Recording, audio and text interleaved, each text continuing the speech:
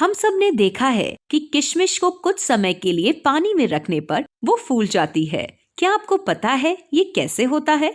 जी हाँ, ये ऑस्मोसिस का प्रोसेस है जिसके कारण ये किशमिश फूल जाती है। जी हाँ, आपने मुझे सही सुना। ये ऑस्मोसिस का प्रोसेस है जिसके कारण आसपास के माध्यम से पानी किशमिश की सेल्स में घुस जाता है जिससे वो फूल जाती है।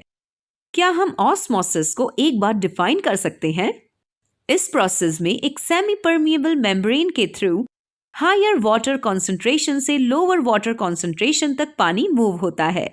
एक दिलचस्प बात यह है ऑस्मोसिस के बारे में कि पानी की मूवमेंट उसमें घुले हुए पदार्थों की मात्रा पर निर्भर करती है।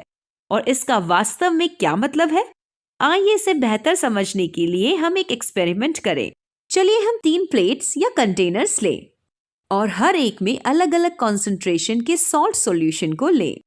चलिए हर एक में हम कुछ रेड ब्लड सेल्स यानी आरबीसीज को ऐड करते हैं। थोड़ी देर में हम स्पष्ट रूप से देखते हैं कि पहले सेट में सेल्स सिकुड़ गए, दूसरे सेट में सेल्स बिल्कुल वैसे ही हैं, जबकि तीसरे सेट में सेल्स फूले या बल्ज हुए हैं। ऐसा क्यों हुआ? चलिए इसे समझें। पहले केस में आसपास के सॉल्यूशन में पानी की मात्रा कम थी सेल्स की तुलना में।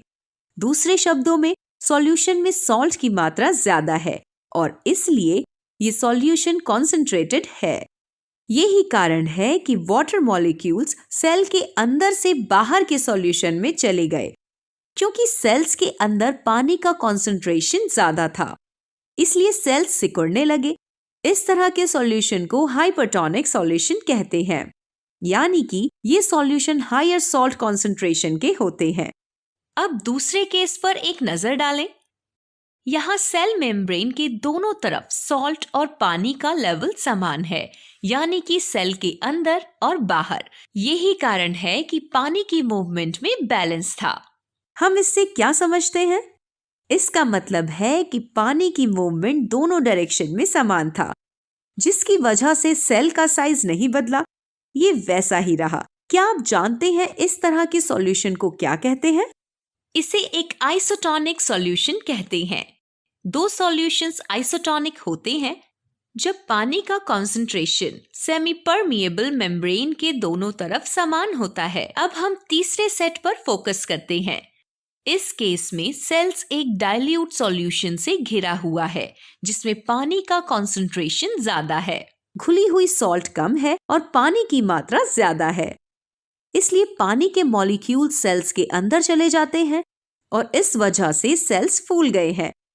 इस तरह के सॉल्यूशन को हाइपोटोनिक सॉल्यूशन कहते हैं। दूसरे शब्दों में सॉल्यूशन जिसमें पानी का कॉन्सेंट्रेशन ज्यादा है दूसरे के मुकाबले में।